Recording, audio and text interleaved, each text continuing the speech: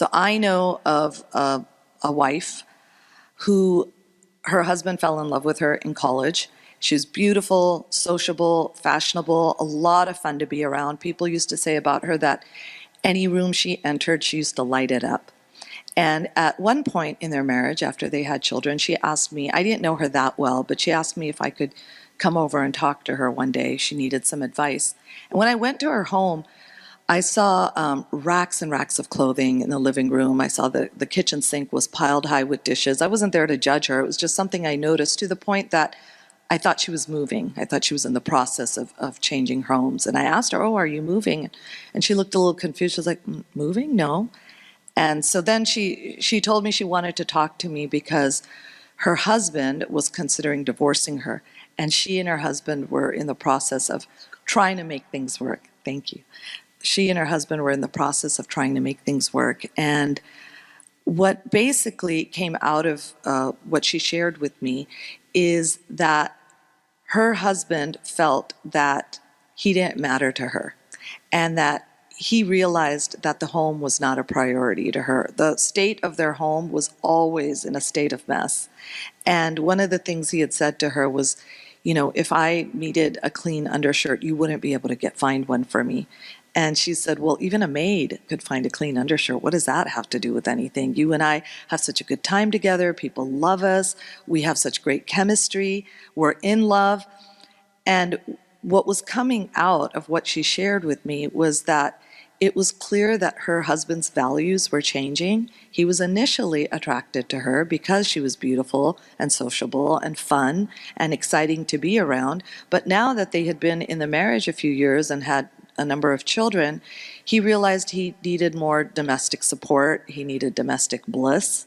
He wanted his home to be a safe and comfortable and clean place that he could return to at the end of a long day of working, while she got to stay at home. And their values weren't aligning.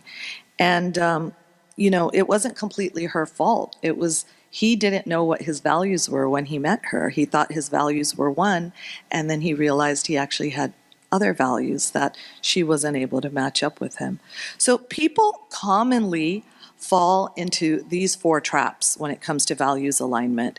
The first is that they don't know their own values and what's important to them.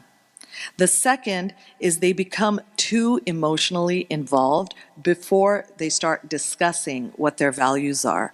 Or in the case of the Muslim community, they let their families or their parents decide their values for them, tell them what's important and why they should be saying yes when their gut may be telling them no. The third is that they consciously avoid thinking about value conflicts because they want to preserve the chemistry that they're feeling. And the fourth is that they recognize there are value differences, but they naively believe love conquers all, or I can change him, I can change her. So those are the four common traps when it comes to values alignment. Now, some of you may know about this New York Times article that was published on December 17th, 2006. It was an article called Questions Couples Should Ask or Wish They Had Asked Before Marrying. And it covers these value-oriented topics. Number one, bringing up children. Number two, financial obligations and goals, spending and saving habits. Number three, how the household is going to be run. Number four, spiritual beliefs and needs. Number five, religious and moral education for children. Number six, boundaries with in-laws.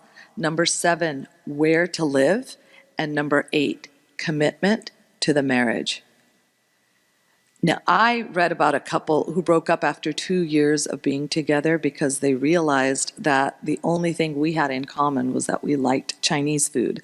So what you have to know is that interests are different from values and goals. You can share interests, but if values and goals aren't aligned, the relationship is not going to work. And I've had people ask me this. They say, I'm not that attracted to the person, but I like all these other qualities about him or her. What do you think?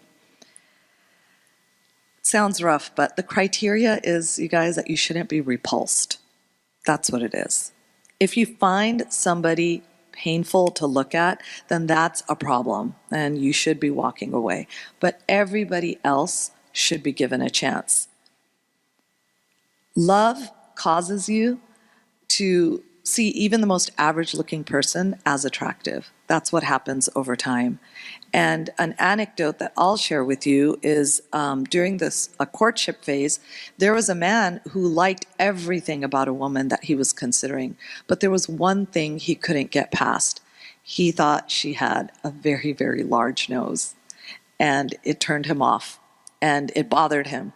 And that was the only thing he would fixate on, even though there were all these other things she brought to the table that he really appreciated.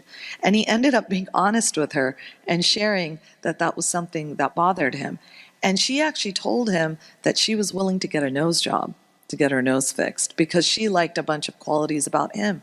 And so she said, if this is the only thing standing in the way, and if it's that important to you, I'm willing to get a nose job.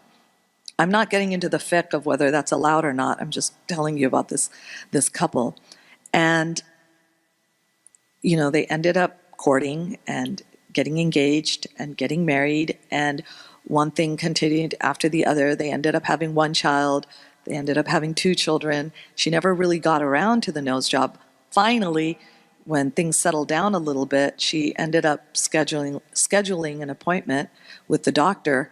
And she let her husband know that, oh, by the way, I've scheduled, you know, a consultation with this plastic surgeon to get my nose job. And he said, what are you talking about? Don't you dare touch your nose. I love your nose and I love everything about you, right? That's what happened. When he got to know her and love her for who she is, the nose no longer mattered to him. Okay, so you want to be aware of something called the bulldozer phenomenon. It's a misconception where a person thinks, I can change them. They go into the relationship thinking that they're going to change everything that they don't like about their partner. Now, some people are fine with their partner having work done or making changes. I knew of a man who had a very specific idea of how he wanted his wife to look, and his wife went along with it. She made a lot of changes to how she looks based on what her husband wanted, and she's happy, he's happy, it worked for them. But generally, you have to be happy with how your partner looks in general. Now, small tweaks are acceptable. You can develop your fashion sense, you can get braces, you can lose a few pounds, you can change a hairstyle, but these have to be your partner's decisions. They can't be your decisions. Bulldozers don't care about other people. They're only fixated on their own agendas.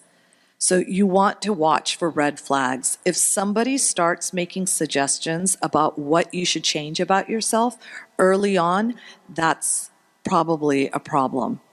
And women are known for improving and tweaking things. That's why if you know a bachelor and you see his home after he's married, generally you'll see that he and his apartment have gone through a number of improvements, right? And this is something that should be respected and cherished and honored about women, that they are always looking to appreciate things. But they're always looking to improve things, mashallah. But there is a difference, you guys, between general improvement and attempting a complete overhaul on another person.